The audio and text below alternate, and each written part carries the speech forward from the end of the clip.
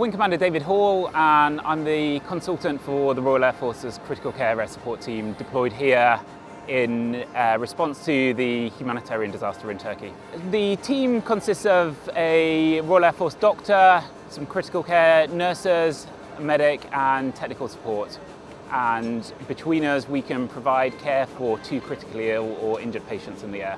On board we also fly with additional Royal Air Force flight nurses and flight medics, which mean that we can also take up to 15 stretcher patients who aren't critically ill, as well as 10 seated patients.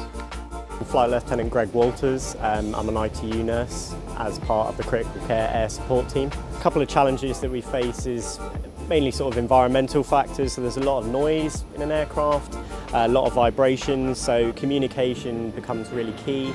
Luckily we do have some devices that can help us with that, but even then it's still very difficult.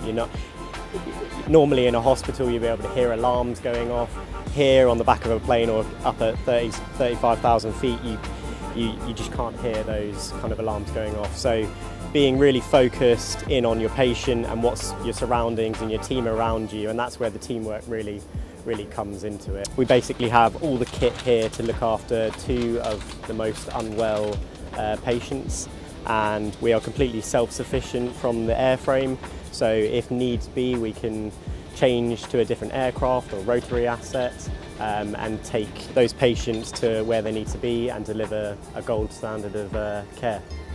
2 stretchers with flight harnesses, vac mattresses which will be wrapped around the patient and then suctioned the air out to make them, they become very rigid, very safe, so the patient's completely secure and sort of keeps quite a lot of warmth there as well. We'll also protect them if they've got any kind of spinal injuries. I'm Corporal Matthew Jakes, and my job role at the moment is TAC, Air and Med Nurse.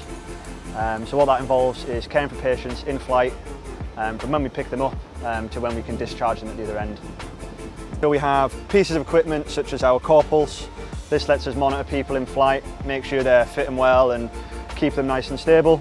In here we keep everything from pumps to administer IV fluids and medications, as well as drugs. We pack some paediatric drugs just in case we do encounter any children. Personally for me, this is my first time doing this in an operational setting. I have a little bit of experience of doing aeromedical moves before back to the UK.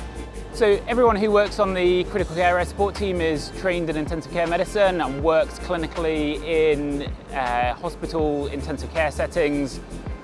We've all had experience doing intensive care during COVID, and that level of experience allows us to deliver critical care in the air where it counts.